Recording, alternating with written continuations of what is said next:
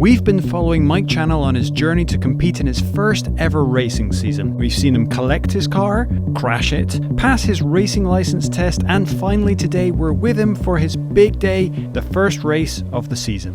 Pretty hectic morning. It's my first race day and I've been out for qualifying. Very early start. I basically woke up at 3 a.m. and didn't get back to sleep. I'm totally wired and being run by caffeine at the moment. When you're at the bottom of the sort of motorsport ladder, you end up qualifying first and you end up with the last race. So we were here super early in the morning. Our driver briefing was at 8 a.m. but we had scrutineering at 7:30. Qualifying was a pretty intense experience. As you can tell, the weather is not amazing. It's better than it was yesterday. We were testing. It was pretty much monsoon conditions.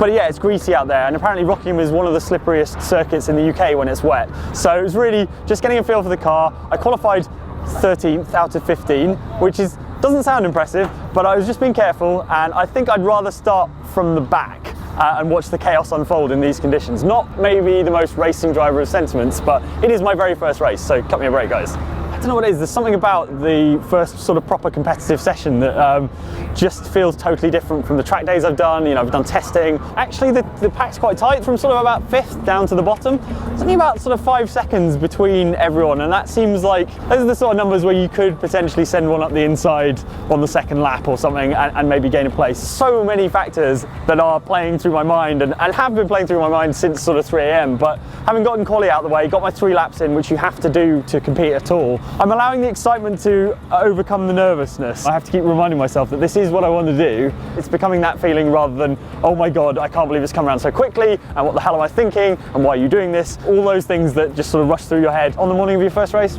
Yeah.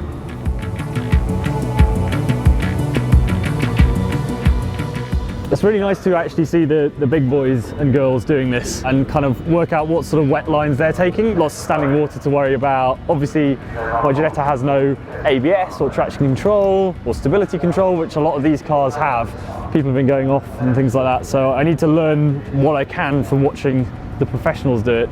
At the moment, I've been concentrating on my own lines, but in a race, I'll be defending or attacking. There'll be cars all over the track and I'll have to change direction, and that racecraft essentially is something that I've got no real experience of.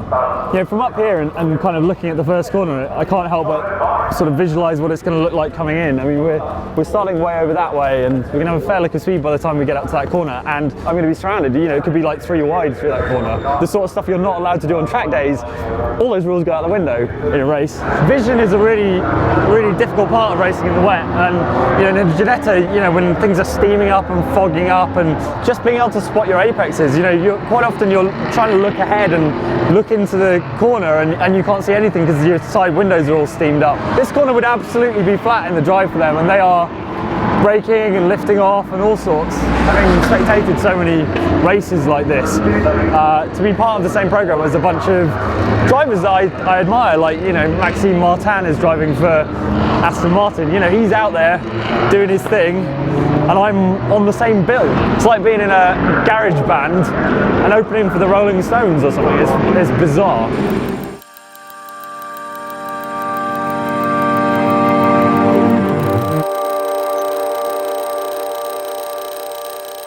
Here we are then, literally minutes away from my first race. It seemed like such a long way away when I first started this, and actually this is a journey that's been going on ever since I sort of started watching motor racing as a kid. It's crazy to be finally sitting here ready to go. So many thoughts rushing through my head. The weather obviously is the key factor. I've got some people around me, you know, within a kind of second or so who are my competition essentially. So I've just got to go out there and try and enjoy myself, be careful, be as fast as I can, and bring the car home. Race 1. I can't believe it. 15 equally nervous drivers in 15 identical Ginetta G40s wait to finally, for the first time, race wheel to wheel. And then, before you know it, the lights are out and it's time to race.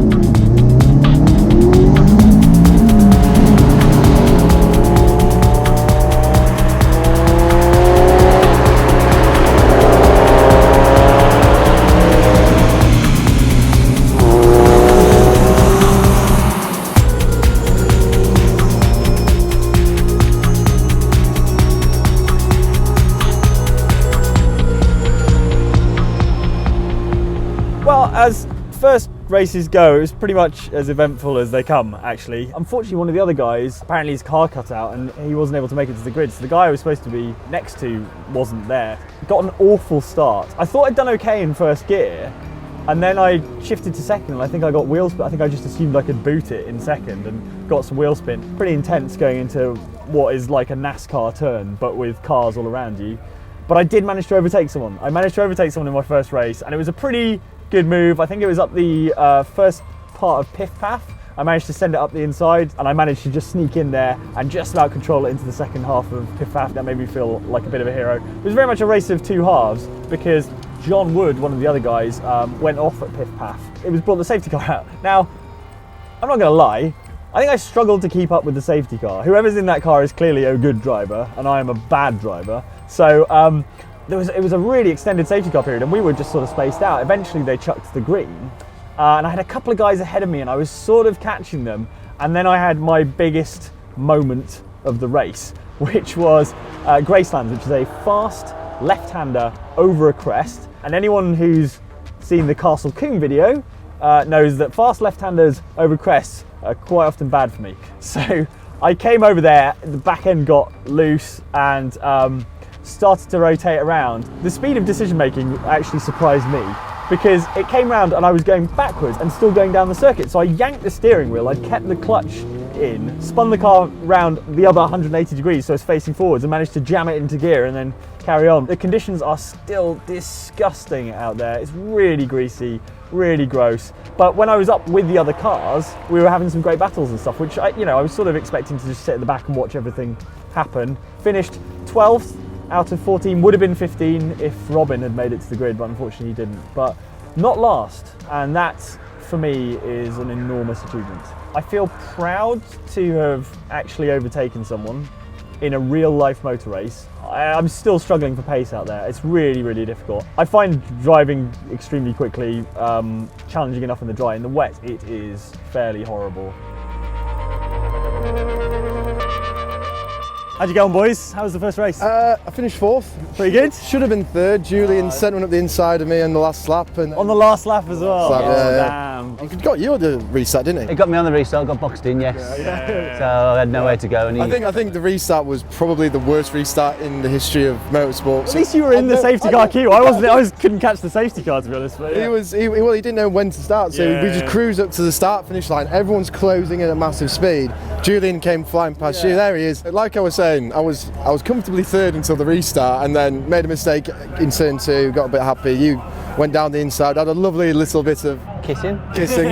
Well, I feel like it was more like heavy petting from him. I was a lot unsettled, and I was just fighting the car. Yeah, throughout right. the race. The rear end of your car was like Loose, very loose. I was just fighting the conditions oversteer. were disgusting. As we went on to the race, the track dried out a little bit more, and you can see where the lap times through them all. Everyone got quicker, and everyone's fastest lap was on the back end laps. I had more nerves on the green lap, sitting at the grid for the first time, and then get around there, and then the start, it was a bit like a go-kart start. Just go, and all you can do is concentrate on the cars in front of you and the cars to the side. Into like turn two on the first lap, I just had visions of cars like spinning out and all sorts, and having to pick my way through the wreckage. Actually, everyone was pretty chill, at least for that corner, and then it started to get really low races.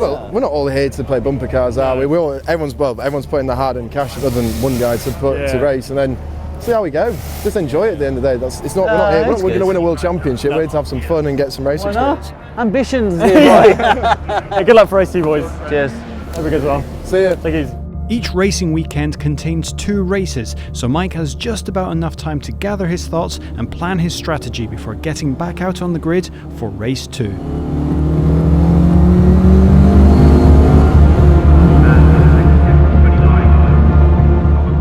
That is my first race weekend done. I've had a really, really good time. Race 2 was an excellent battle, again with Adam Hay-Nichols, who's quickly becoming my nemesis. But yeah, we had a really, really good overtake into Dean, really sent it from miles back, which was excellent. But then I made a sort of rookie error coming into Chapman on the final lap, which is not the time to do that. I tried to defend a bit too hard, got into the apex a bit too early, and then had too much steering angle to get out. So I had a little bit of a moment, bit of a wobble, gathered it up, but not quite in time to stop Adam passing me. So I reckon with another lap I would have had him. I guess we'll have to resume battle at Snetterton.